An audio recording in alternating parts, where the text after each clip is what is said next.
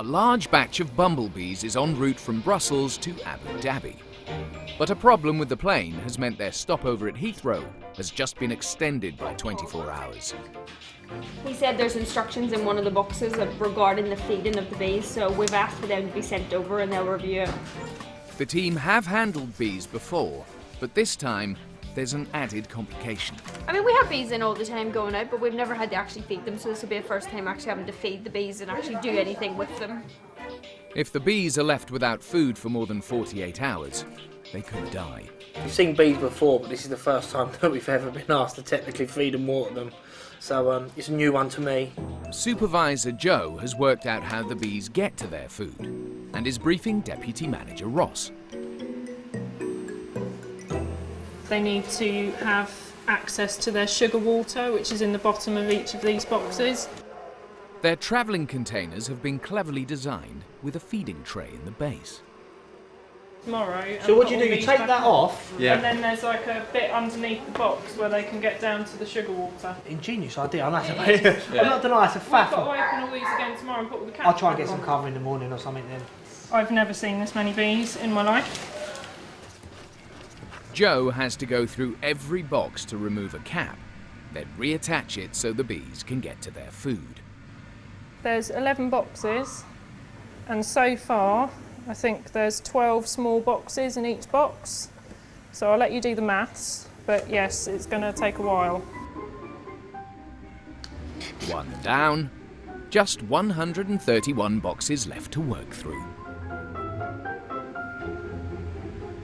After a long afternoon's work, all the hungry bees finally have their supper. So I started at 3:30, so yeah, 2.5 hours of being. I need a cup of tea.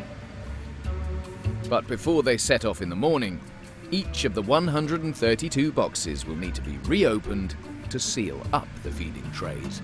And we're going to have to start doing that at about 6 o'clock tomorrow morning to make sure they're all finished in time, ready to go on the flight. That will be tomorrow's fun and games. I'm not in tomorrow morning, and if anyone asks for a swap, it will be a no.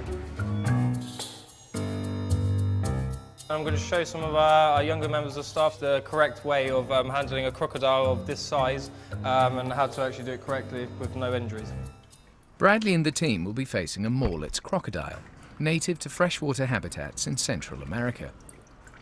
But this guy was impounded en route to Frankfurt and is staying here temporarily, helping the staff learn how to handle reptiles. Pretty confident. Still scares me here and there, obviously. You don't want to get bitten by them. The best way to capture the croc is by using a large net, a common technique that will make it as safe as possible for both Stuart and the reptile.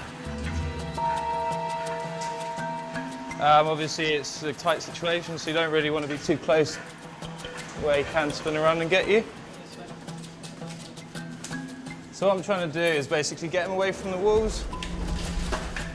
Now the croc is out of the net, it's much more dangerous. Once he's manoeuvred the croc into a good position, Stu can show the apprentices how to handle it. I'm just going to throw the towel over his head so his eyes are covered and he feels a little less stressed. And then from there I'm just going to sit on his back. Right, so from this point, what we want to do, swap hands over so that you still have pressure on the neck, and then slowly lifting the towel off. You want to use your strongest hand. You're going to run it down the sides of his jaw, trying to keep his mouth shut. So I'm just going to put my finger on top of his head. Crocodiles are champion chompers, with the strongest bite in the animal kingdom. And although this is a juvenile, getting that jaw shut is key if Stu wants to keep his fingers. Getting your hand over his eyes is actually a plus because it just stops him from seeing, calms him down a little bit more. Tilt his head back a little bit, but not too much, just so it doesn't actually stress him out more. And then when I'm comfortable, I'll be able to lift him up. So the key is you don't want to relax with these guys. As soon as they feel you relax, they're going to try and get out of your hands. Before the apprentices get to have their turn, they'll need to learn to release him as well. You're literally going to do everything you've done backwards. I'll face them here. And the vital part is making sure there's a clear escape route when the time comes to let go. And you're going to quickly remove your hand. And then what you're going to do is you're going to check behind you, and then you're going to push off the top of his head, check behind you, and then move back. I know, it gets you every time. I still feel a bit shaky every time I do it. Demonstration done. Now it's over to the apprentices. All right, who's up first? In reception, Admin Officer Mel is getting the background on a hidden hermit crab brought in by RSPCA Officer Jill. We got it from Wandsworth. The lady that brought it back in her suitcase. Oh, so she just accidentally brought it back in her suitcase? That's right, yes. Obviously, when she was going to go and do all her washing, She found it. it was moving along the floor. We don't know what But you type think it it's is. that? No, that's where it's come from. In Thailand. Yeah. Okay. When it comes to stowaways, a lot of people just wander into somebody's luggage and then, you know, just haven't got a clue, and then they end up in cloudy, cold England from sunny Thailand, bless them.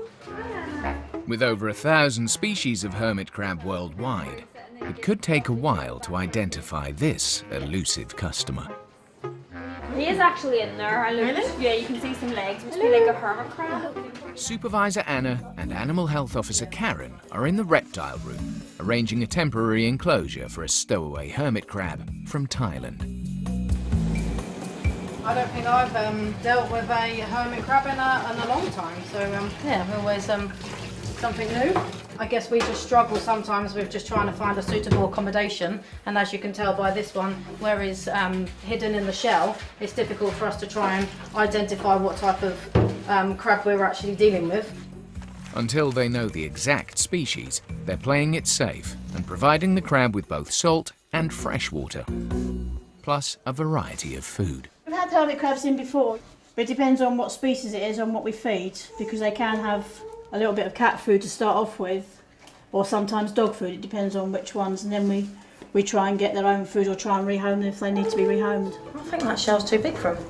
Yeah, He obviously picked it at some point, no? that's the only one that was given, from the smaller one. In the wild, hermit crabs tend to wait until they've almost outgrown one shell before upgrading to a larger one. But this crab seems to have moved into a shell that's too big and too heavy for it. We'll do the crane now. Being so large, the crane is the trickiest customer. But Ross has a plan. We'll probably get some large sheets and we'll probably just sort of corral him into the corner of the room. And then I'll probably manually restrain him around his neck. And then we'll put him into the box in there. Nice and high, Bradley. Nice and high. Keep it, Bradley. That's it. Good boy, Bradley. Stay that. That's that. There we go, Bradley. Perfect. Textbook, mate. Textbook. Textbook, textbook. If you hold his neck for me, Bradley, just loosely. Got him nice and loose. Let's get his wings under.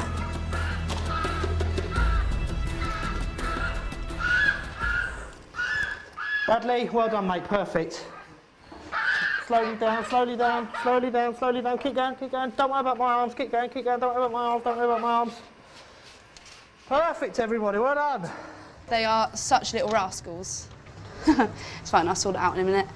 Ferrets, Coco and Alex are waiting for their travel documents to be signed off. It was tidy for about 2 seconds. Literally. Like all children, they just want to get away from the grown-ups. Well, this wasn't a good idea, was it? No, it wasn't. This is going good. Look at him hopping down the corridor. Oh, Katie, you just let the other one out. Well, I'm glad you're having a nice time outside. Katie, could you just put on the comment section their escape artist in capital letters, please? After giving the team the runaround, Don't eat my feet! Oh my gosh, no! the slippery customers are rounded up. You coming in with me? There we go. Good boy. Right, there we go. and grounded by Becky. They've got food and water, and they're both contained. We got there eventually.